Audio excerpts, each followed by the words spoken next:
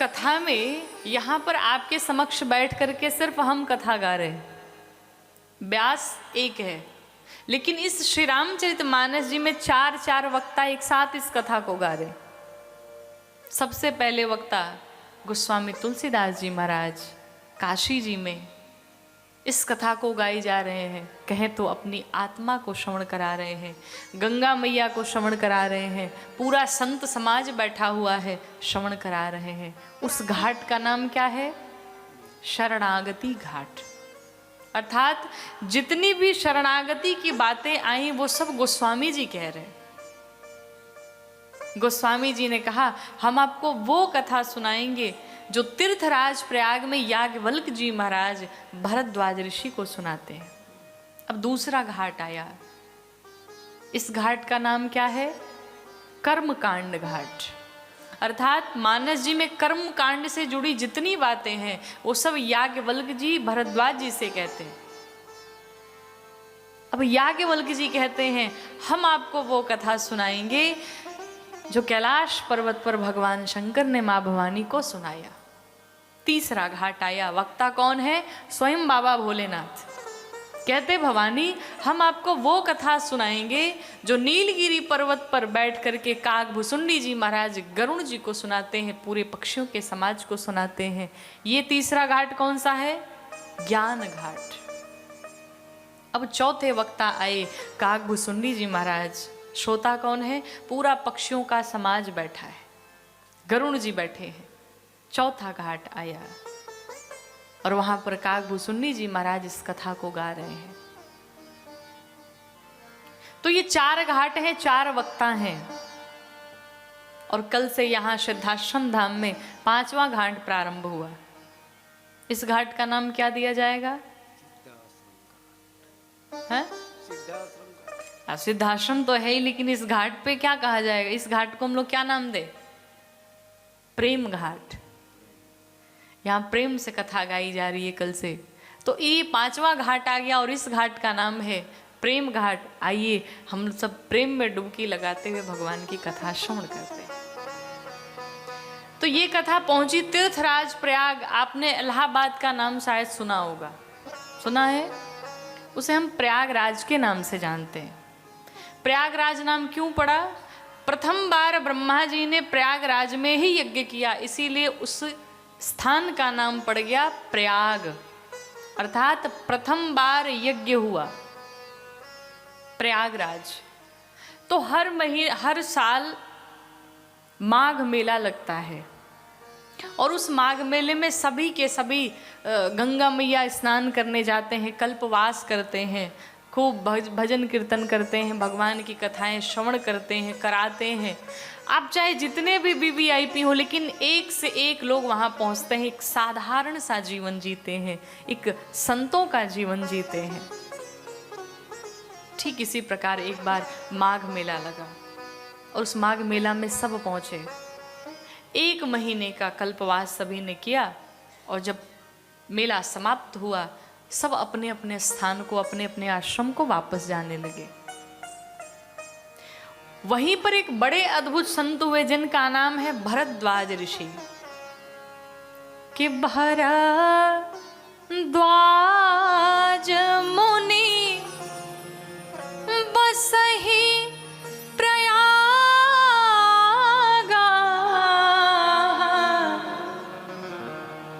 तिन्हि राम पद अति अनुरागा।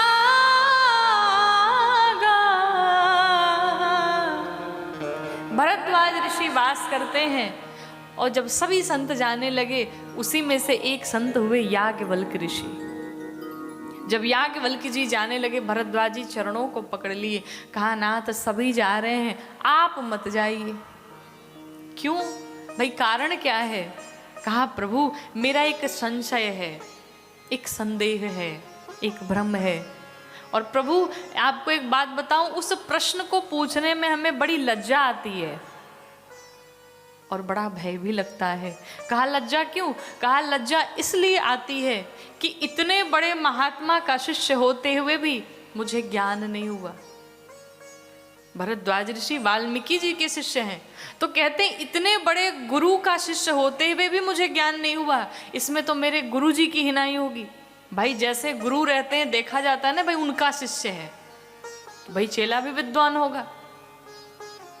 तो कहीं आप ये ना सोचे कि उन इतने बड़े महात्मा के शिष्य हैं उन्हें ज्ञान नहीं है। और भय क्यों है? कहा भय इसलिए है प्रभु कि कहीं आप ये ना सोचे कि हम आपके विद्वता का परीक्षण ले रहे हैं, आपकी परीक्षा ले रहे हैं। लेकिन नाथ मेरा ऐसा कोई स्वभाव नहीं है, ऐसा कोई विचार नहीं है। हम तो बस अपने इस शंका का समाधान करना चाहते हैं, क्योंकि संशयात्मा विनश्यति। अगर किसी के प्रति संदेह हो तो उसे शीघ्र अतिशीघ्र दूर कर लेना चाहिए, क्योंकि शंका ऐसी बीमारी है कि जब प्राण निकल जाते तभी जाती साथ में। तो प्रभु मेरी संदेह को आप दूर करिए। संदेह क्या है? कहा मेरा एक प्रश्न है। प्रश्न क्या है? तो राम कवन प्रभु पूछऊं तो ही, और कहिया बुझाई कृपा निधि मोहि। प्रभु राम कौन है?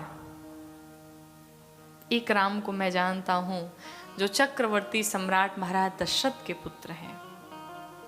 उनके बारे में तो सभी जानते हैं, लेकिन एक राम और हैं जिनका नाम स्वयं भगवान भोलेनाथ तुम पुनि राम राम दिन राति सादर जपहूं अनंग अराती, जिनका नाम स्वयं बाबा भोलेनाथ दिन रात जपते रहते, जो संत महात्मा परमार्थ के पथ पर चलने वाले हैं वो लेते रहते। प्रभु ये राम वो राम दोनों अलग अलग हैं या एक ही राम है? मेरा प्रश्न यही है। कहिए बुझाई कृपा निधि मोहि, मुझे ऐसे समझाइए कि हमें समझ में आ जाए। देखिए गोस्वामी जी ने यहाँ भोजपुरी शब्द का भी प्रयोग किया। हम लोग के भोजपुरी में कहते हैं बुझाना मतलब समझना, और यहाँ पर गोस्वामी जी ने भी लिखा कि कहते हैं भरद्वाज जी कि हमें ऐसे बुझाइए कि हम बूझ जाएं, समझ जाएं, हमको बात समझ में आ जाए। लेकिन याज्ञवल्क्य जी ने क्या किया? राम कथा नहीं सुनाई। क्या सुनाया? शिव जी की कथा सुनाई। क्यों? इसके पीछे भी कारण है, वो कारण कल बताएंगे, आज नहीं।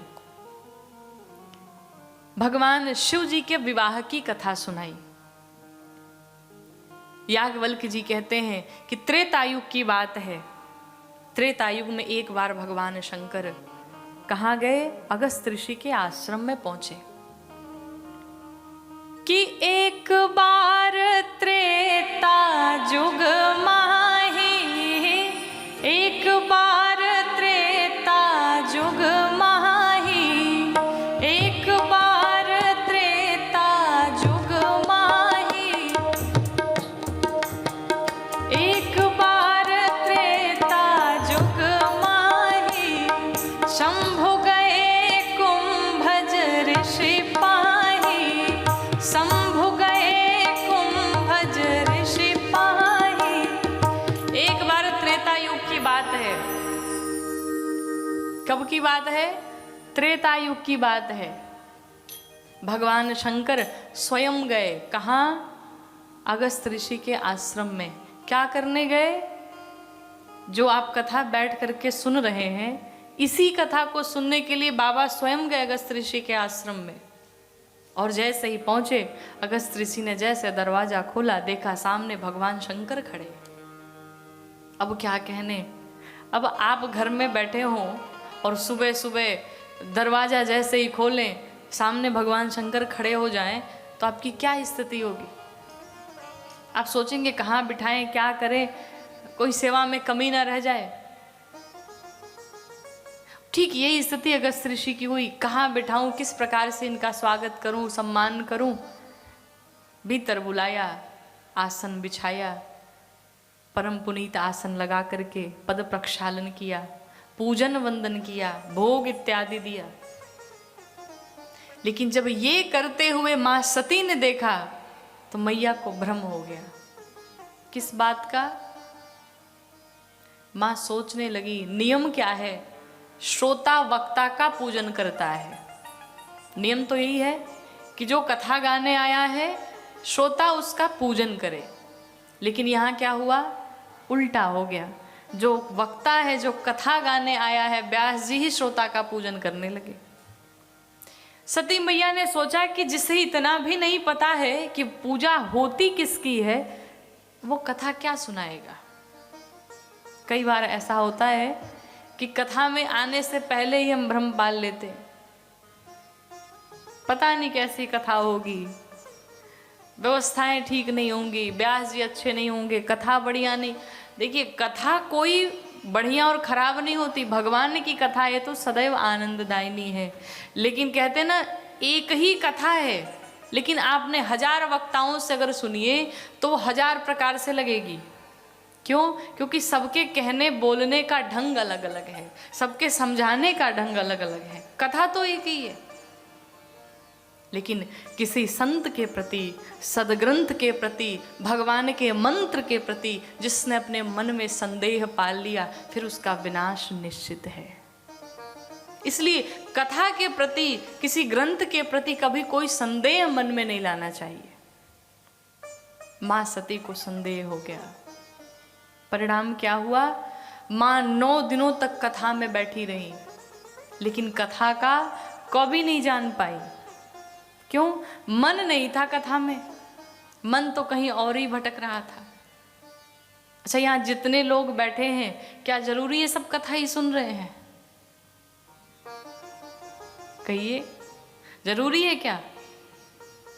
भाई, आप शरीर से तो उपस्थित हैं, लेकिन मन आपका आपके बिजनेस में लगा हुआ है, मन घर पे लगा हुआ है, मन फोन में लगा हुआ है।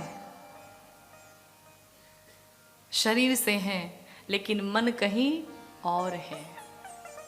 और बहुत सारे लोग जो टीवी पे देख रहे हैं वो घर ही बैठे हैं, लेकिन मन से कहाँ है? कथा में है। तो जरूरी क्या है? हम शरीर से भी उपस्थित रहें और मन से भी उपस्थित रहें। मां सती 9 दिनों तक कथा में बैठी रही, कुछ नहीं सुना। और जब 9 दिन पूर्ण हुए तो दक्षिणा देने की बारी आई। भाई, व्यास जी ने कथा सुनाई, इनको दक्षिणा तो चाहिए। भगवान शंकर ने पूछा, ऋषवर आपको दक्षिणा में क्या चाहिए? अगस्त्य ऋषि ने सोचा कि प्रभु से क्या मांगू मैं। अंत में भगवान से कहा, प्रभु हमें भगवान की भक्ति प्रदान करिए। भगवान शंकर ने अगस्त्य ऋषि को भगवान राम की विमल भक्ति प्रदान की और भक्ति प्रदान करके वहां से चल पड़े। जैसे ही चले, उसी समय की बात है, उसी त्रेतायुग में दंडकारण्य में पंचवटी के पास भगवान राम रहा करते थे। दुष्ट राक्षस रावण आया, मेरी मां जानकी का हरण करके ले गया। भगवान राम रोते हुए बिलखते हुए, हे खग मृग हे मधुकर श्रेणी, तुम देखी सीता मृग नयनी, सभी से, लताओं से, वट वृक्षों से, सबसे पूछते चले आ रहे हैं। और इधर भगवान शंकर मन में विचार कर रहे हैं, क्या? कहा, जिस भगवान की कथा इन कानों ने सुनी और ये कान धन्य हो गए, अगर ऐसा होता कि भगवान के दर्शन भी हो जाते तो कितना आनंद होता। भगवान तो यही आए हैं, लेकिन अगर मैं स्वयं गया तो भगवान ने गुप्त रूप से अवतार लिया है, लोगों को पता चल जाएगा कि ये भगवान है, इसलिए जा नहीं रहे। भगवान शंकर उत्तर दिशा में ऊपर चले जा रहे हैं और भगवान राम दक्षिण दिशा में चले जा रहे हैं। भगवान राम को जब पता चला कि भगवान शंकर इधर से ही जा रहे हैं, अब भगवान राम ने भी दर्शन की इच्छा रखी। भगवान राम चल पड़े जिधर भगवान शिव थे, उत्तर दिशा की तरफ। और जब वहां से चले, भगवान शंकर ठीक ऊपर, भगवान राम ठीक नीचे। और जैसे ही भगवान शंकर ने देखा, भगवान राम को प्रणाम किया। जय सच्चिदानंद परम धाम, आपकी जय हो, आपकी जय हो, आपकी जय हो। 3 बार जय जयकार करके प्रणाम किया। लेकिन मां सती ने क्या कहा? मां सती को जब प्रणाम करने के लिए बाबा ने कहा तो मैया कहती हैं, प्रभु आप कहते हैं कि ब्रह्म अजन्मा होता है, ब्रह्म का कभी जन्म नहीं होता है, तो फिर आप जगत के पिता हैं, जगत के स्वामी हैं, और आप एक साधारण से मनुष्य को प्रणाम कर रहे हैं। अगर ब्रह्म का जन्म नहीं होता तो ये भगवान कैसे हो गए? और अगर ये भगवान नहीं, साधारण से मनुष्य हैं, तो आप इन्हें प्रणाम क्यों कर रहे हैं? मैं इन्हें प्रणाम नहीं करूंगी। और ध्यान दीजिएगा, जब मैया सती भगवान के संग में आई तो बाबा लिखते हैं कि संग सती जग जननी भवानी, पूजे ऋषि अखिलेश्वर जानी। संग सती जग जननी भवानी, कितनी बड़ी उपाधि दी। जगत की जगदम्बा आई हैं आज बाबा के साथ में।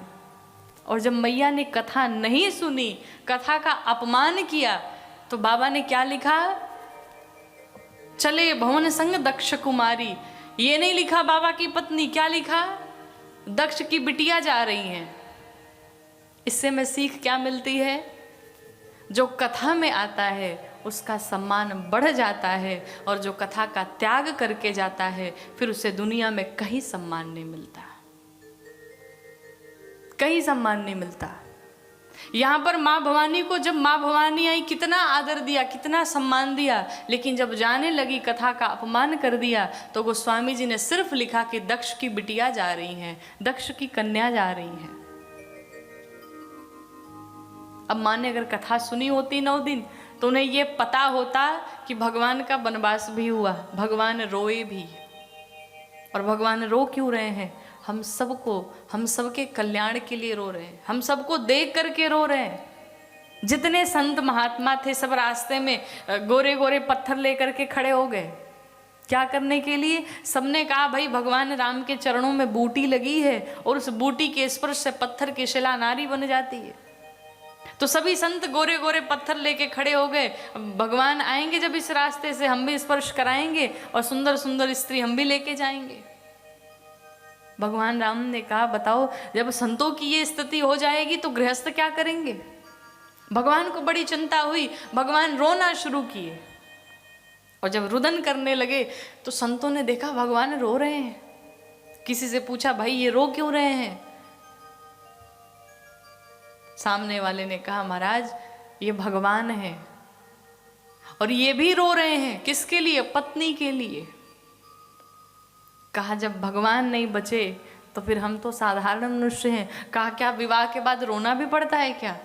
कहा देखो सामने साक्षात प्रमाण है।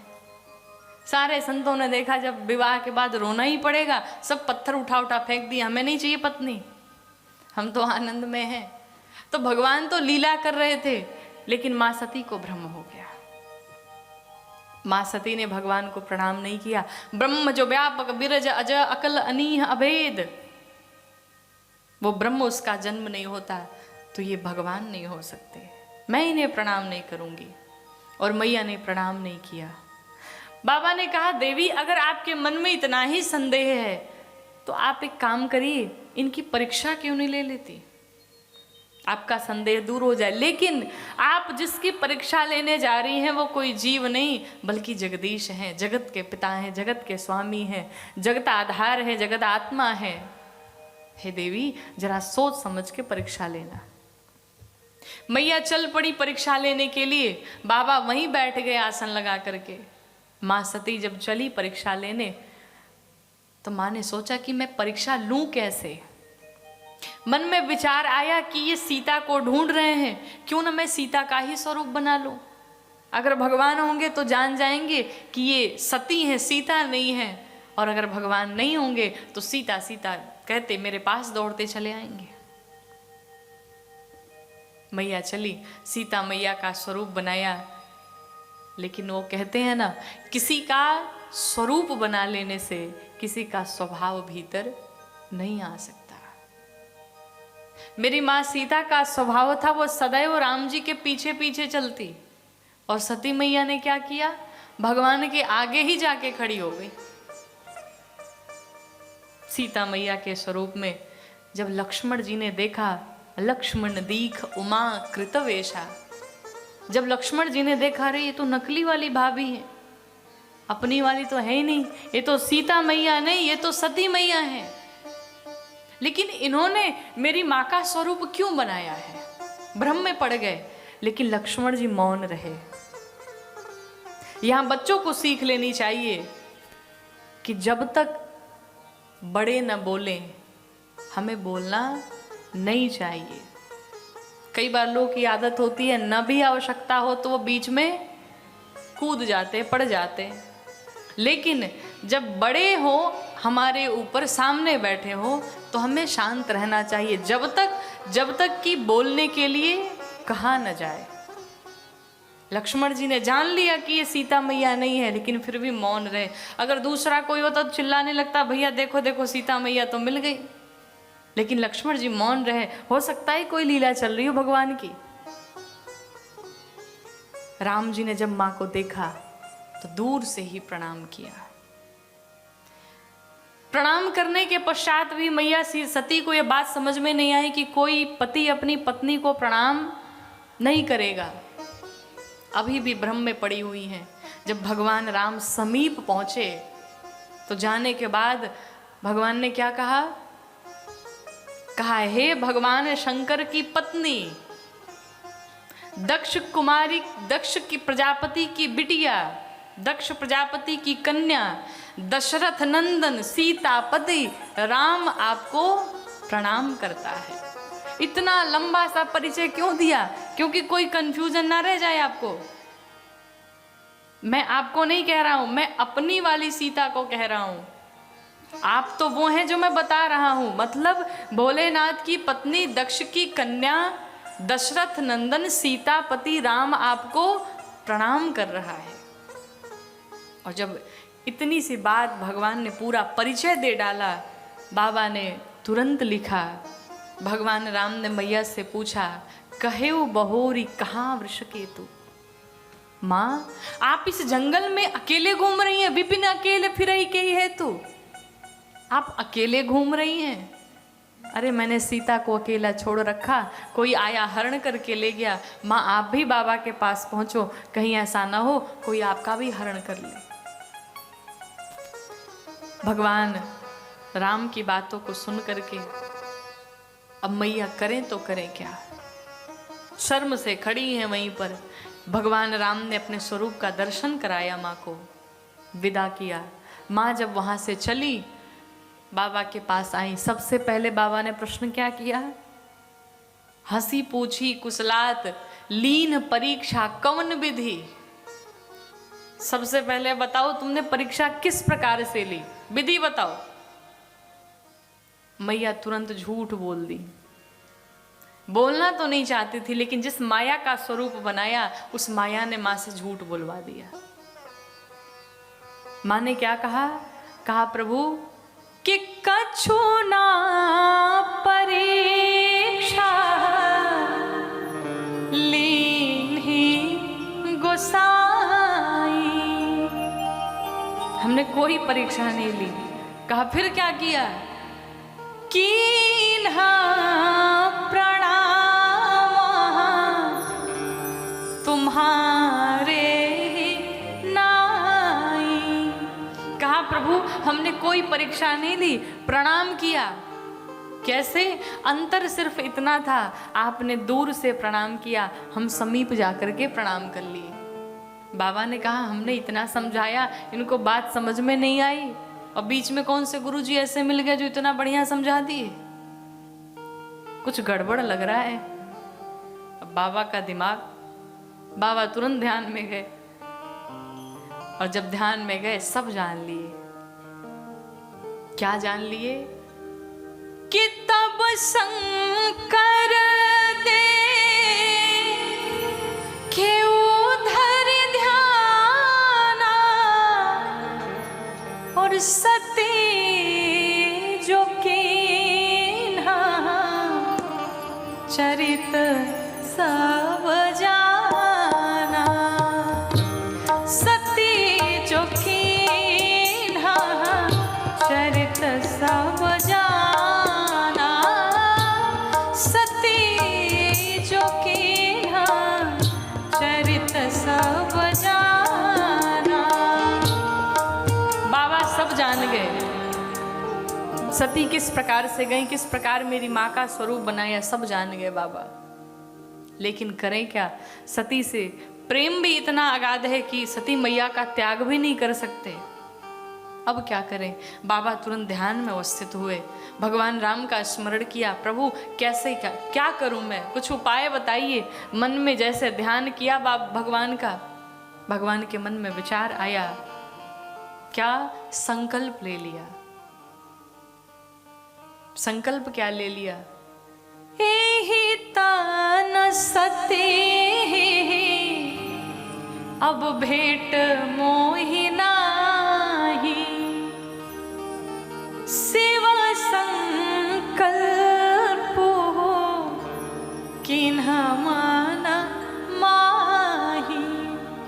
बाबा ने संकल्प ले लिया, अब इस शरीर से हमारा आपका मिलना संभव नहीं है। देवता पुष्प की वृष्टि करने लगे, धन्य हो प्रभु, धन्य हो, आपकी जय हो। प्रभु आनंद आ गया, इतना सुंदर संकल्प लिया आपने।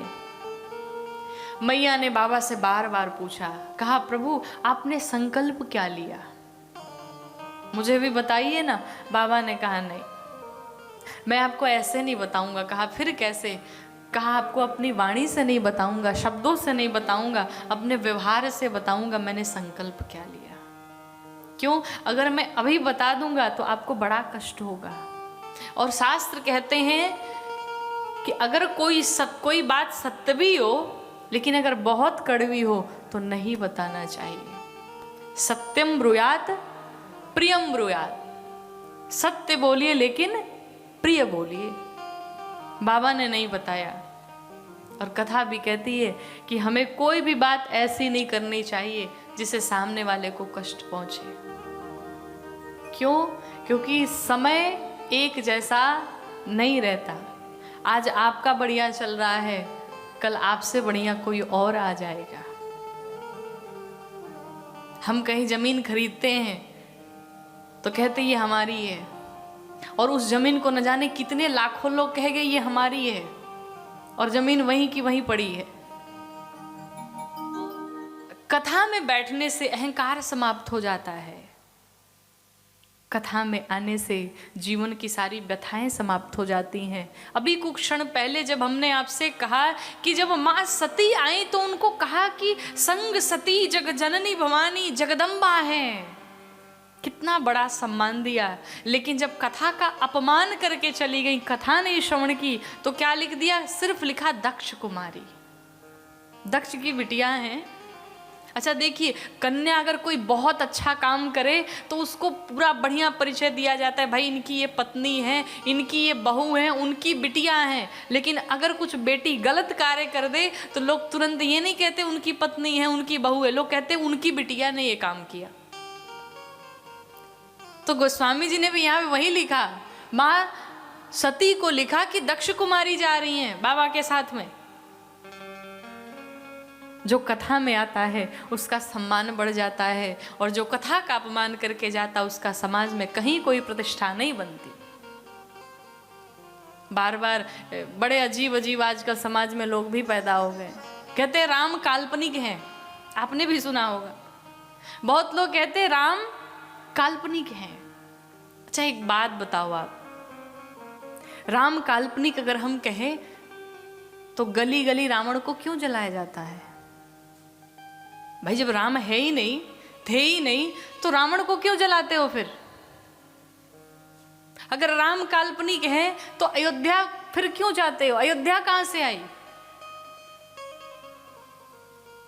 अगर राम काल्पनिक है तो आज भी हम उनकी कथाएं क्यों श्रवण करते हैं? अच्छा एक चीज नोटिस किया आपने, वो चाहे कोई भी पंथ हो, कोई भी धर्म हो, हम किसी की निंदा नहीं करते, लेकिन आपको पुत्र कैसा चाहिए? पुत्र कैसा चाहिए? राम जैसा। पति कैसा चाहिए? राम जैसा। राजा कैसा चाहिए? राम जैसा। सब कोई भी हो, किसी से भी पूछ लो, भाई तुम्हें बेटा कैसा चाहिए? मेरा राम जैसे बेटा है। उदाहरण तो लोग यही देते हैं। पति हो तो कहें भाई पति तुम्हें क्या? हमारे पति राम जैसे हैं। हमारा बेटा राम जी जैसे है। मालिक कैसा हो तो राम जैसा, पुत्र कैसा हो तो राम जैसा, भाई कैसा हो राम जैसा, राजा कैसा हो राम जैसा, पति कैसा हो राम जैसा। जब सब राम जैसे चाहिए तो फिर राम मंदिर से इतनी समस्या क्यों? क्यों इतनी समस्या? सब कुछ तो तुम्हें राम जैसे ही चाहिए। और ये सिर्फ सनातनी को ही नहीं, हर पंथ वाले को ही राम चाहिए। तो राम एक मानवता के लिए जरूरी है, राम सबके लिए जरूरी है, हर पंथ के लिए जरूरी है। राम किसी एक धर्म के लिए नहीं है, राम तो सबके लिए है। भगवान राम से हमें ये सीख मिलती है कि हमें जीवन कैसे जीना चाहिए। भगवान राम से हमें सीख मिलती है कि एक भाई बहन का संबंध कैसा होता है, एक पति पत्नी का संबंध कैसा होता है, एक मित्र कैसा होना चाहिए। तो सब कहते हैं राम जैसा ही होना चाहिए। सब तो तुम्हें राम जैसा ही चाहिए। राम से हमें कितनी सीख मिलती है। जीवन जीने का ढंग हमें राम से ही मिलता है। How to respect yourself also, how to respect your society, how to respect your culture, how to respect your parents. सब कुछ तो तुम्हें राम से सीख मिलती है। फिर राम से इतनी समस्याएं क्यों? और फिर वही लोग कहते हैं कि राम काल्पनिक है, राम तो है ही नहीं। बड़ी लज्जा आती है ऐसे लोगों पे। लेकिन सिर्फ एक ही बात है, जो राम का नहीं वो आगे का बोलिए, जरा जोर से बोलिए। जो राम का नहीं वो किसी काम का नहीं, और जो राम का है वो बस काम का ही है। एक बार जोरदार जयकारा लगाइए, बोलिए जय श्री राम। नहीं, ऐसे नहीं, धीरे धीरे नहीं चलेगा। ऐसे बोलिए कि भगवान तक पहुंचे कि लंदन में भी जयकारा लग रहा है मेरे राम जी का। बोलिए जोर से, जय श्री राम, जय श्री राम, जय श्री राम, जय श्री राम। सत्य सनातन धर्म की जय, सत्य सनातन धर्म की जय। ये बात तो राम तो सबके लिए जरूरी है महाराज। माँ ने परीक्षा ली, परिणाम ये हुआ। बाबा से आकर के बताती हैं, बाबा ने संकल्प ले लिया अब इस शरीर से हमारा आपका मिलना संभव नहीं है। बाबा शंकर 87,000 वर्ष के लिए समाधि में चले गए। और जब 87,000 वर्ष के लिए समाधि में गए, समाधि से जब वापस आए, माँ सती दौड़ी भागी गई, बाबा के पास बैठी। और जैसे ही बैठी आसन लगाया, लेकिन अब की बार भगवान शंकर ने अपने वाम भाग में आसन नहीं दिया। कहाँ दिया? अपने सामने बिठाया। क्यों? अब मैया को अपनी पत्नी नहीं, अपनी माँ समझते हैं। सामने बिठाया और कथा गाना प्रारंभ किया। उसी समय दक्ष प्रजापतियों का नायक बना दिया गया। दक्ष प्रजापति को अहंकार आया। परिणाम क्या हुआ? अपने दामाद से ही बैर कर लिया। भगवान शंकर को ही अपना बैरी मान बैठा। अपने अपमान का बदला लेने के लिए दक्ष प्रजापति ने एक यज्ञ का आयोजन किया हरिद्वार के कनखल में। सबको निमंत्रण मिला सिवाय भगवान शंकर को और मां सती को नहीं दिया निमंत्रण, नहीं बुलाया। जब नहीं बुलाया, सारे देवता ऊपर से आकाश मार्ग से जाने लगे। ब्रह्मा जी वो पुष्पक विमान में लड़ियां फुलझड़ियां लगाए जा रहे हैं, सभी सज धज करके देवियां जा रही हैं। अब मैया ने पूछा, कहा बाबा ये सब लोग कहाँ जा रहे इतना सज धज के? अच्छा, आपको लगता है कि जलाने वाले कलयुग में ही है? नहीं, उस समय में भी थे। देवताओं को पता है कि बाबा को निमंत्रण नहीं है, उसके बावजूद भी कैलाश पर्वत के ऊपर चढ़ के जा रहे। भाई दूसरा भी बाईपास भी पकड़ के जा सकते थे, लेकिन इस सर पे चढ़ के जा रहे हैं कि बाबा आपके ससुराल में हम जा रहे हैं, आप नहीं जा रहे। मैया ने कहा, प्रभु ये सारे लोग कहाँ जा रहे हैं? बाबा ने कहा, देवी ये सब आपके ही मायके जा रहे हैं। अब तो जब मायके का नाम सुना महाराज, मायके का नाम सुनते तो 80 साल की बुढ़िया में भी घुटने में का दर्द समाप्त हो जाता है। बुढ़िया मैया भी तैयार हो जाती। तो मैया तो पहले से ही परेशान। कहा, बाबा अगर आदेश हो तो हम भी चले जाएं। कहा देवी हमें निमंत्रण नहीं मिला, कार्ड नहीं मिला। मैया ने कहा प्रभु आपको एक बात बताऊं, गुरु के घर, पिता के घर, स्वामी के घर, पति के घर, इन 4 के घर बिन बुलाए भी जाना चाहिए। अब मित्र के यहाँ वेट नहीं करना चाहिए कि इनविटेशन कार्ड मिले, पहुंच जाओ। गुरु के घर कार्ड का कोई इच्छा नहीं, पहुंच जाओ, सेवा में लग जाओ।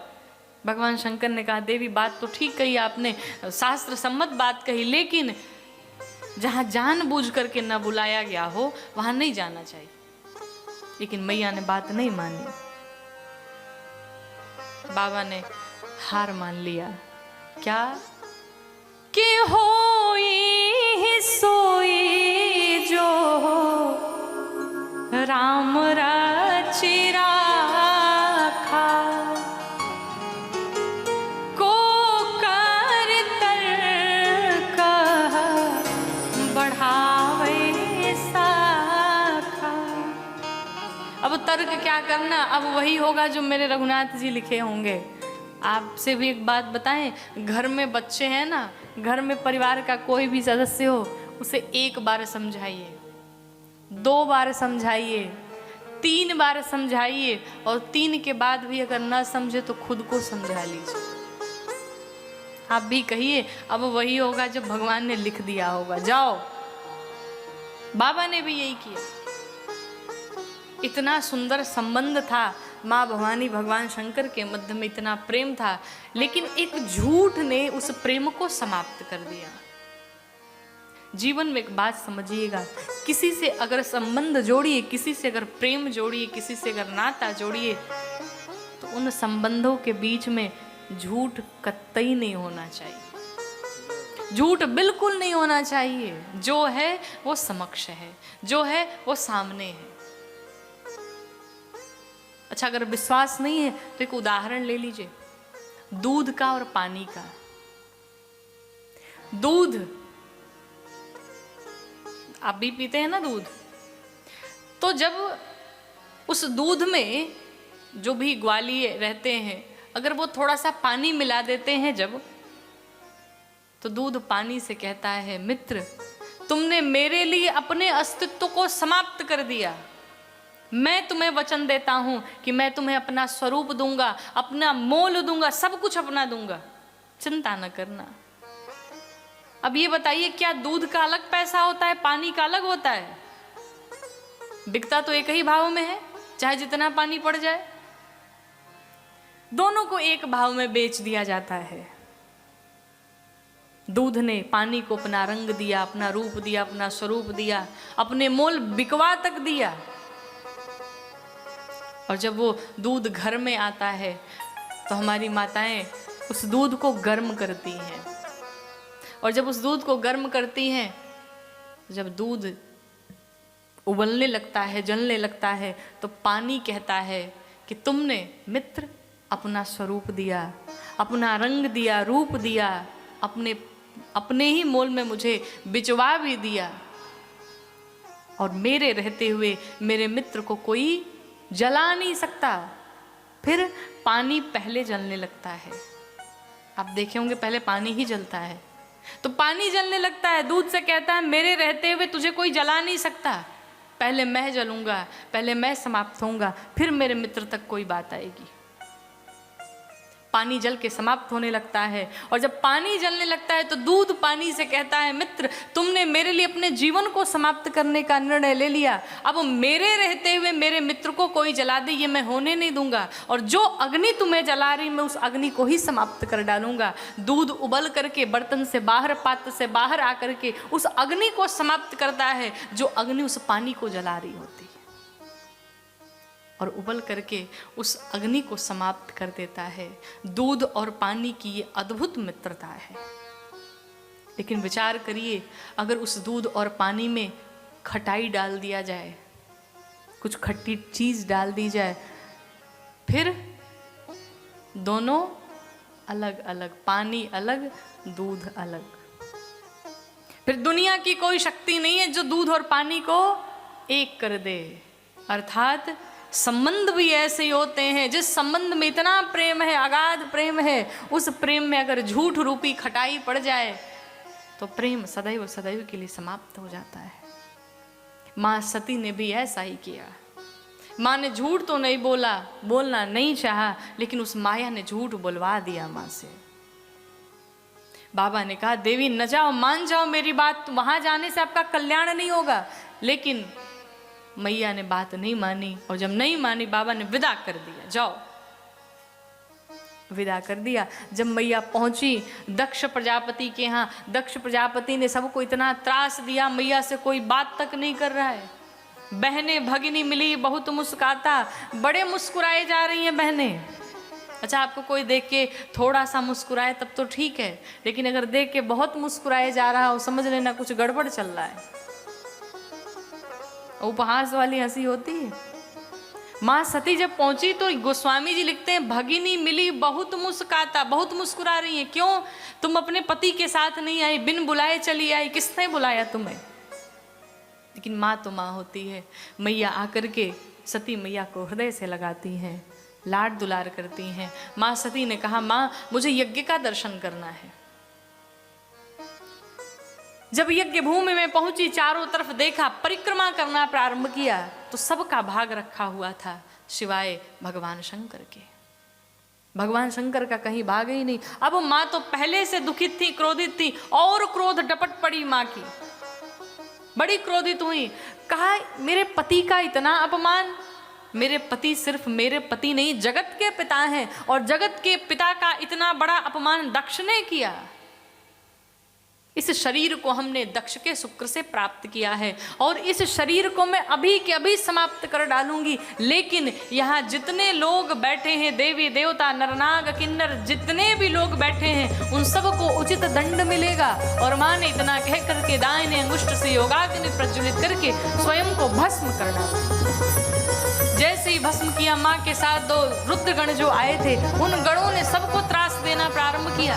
नारद जी ने जाकर के भगवान शंकर से कह दिया, सती मैया ने दाह कर लिया, दाह अपने शरीर का त्याग कर दिया।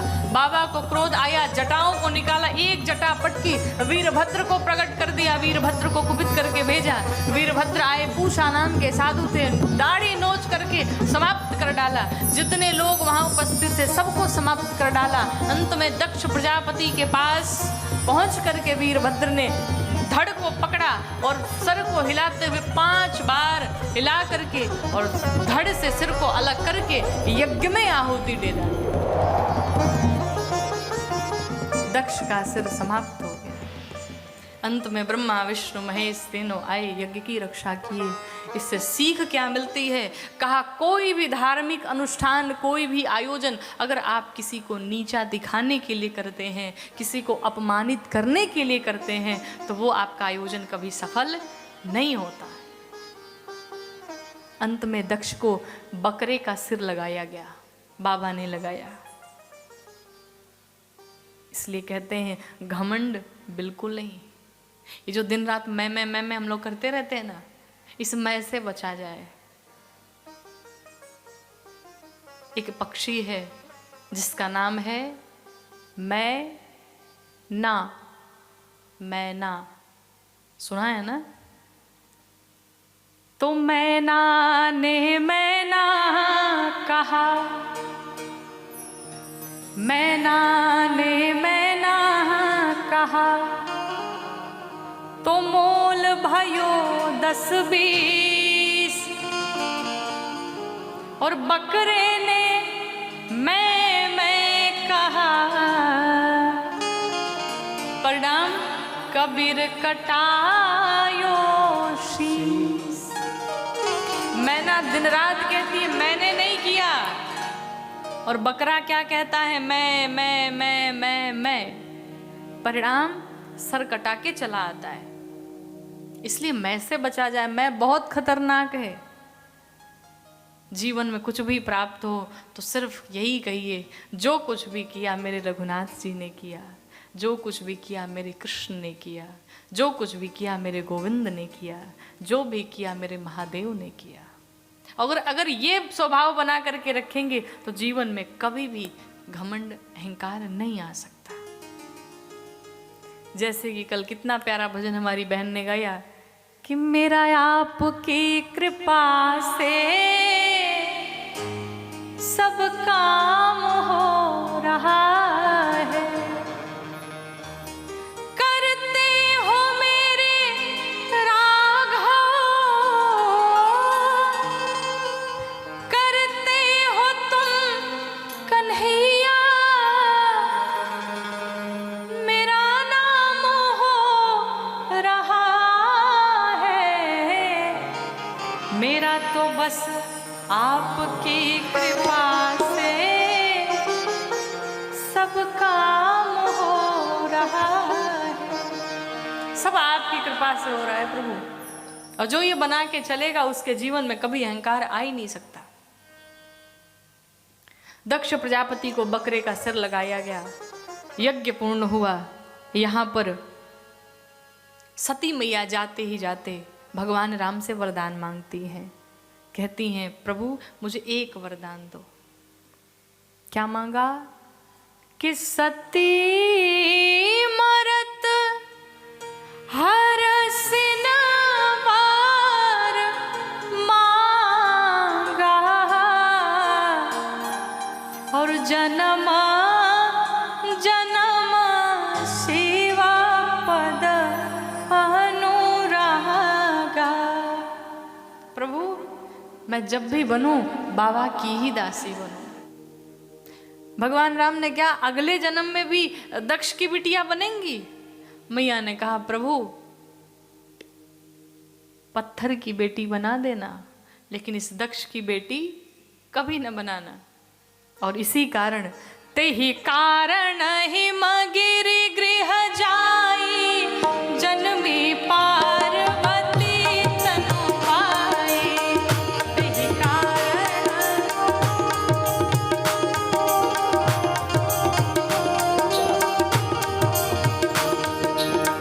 जब ते उमा शैल गृह जाई,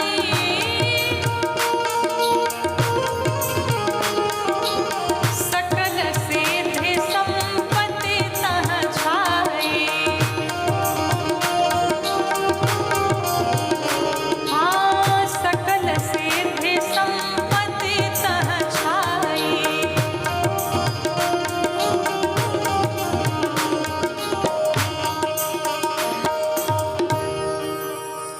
इसी कारण माँ सती का अगला जन्म माँ पार्वती के रूप में हुआ। एक बार सभी श्रद्धा और प्रेम से जयकारा लगाएंगे, बोलिए पार्वती मैया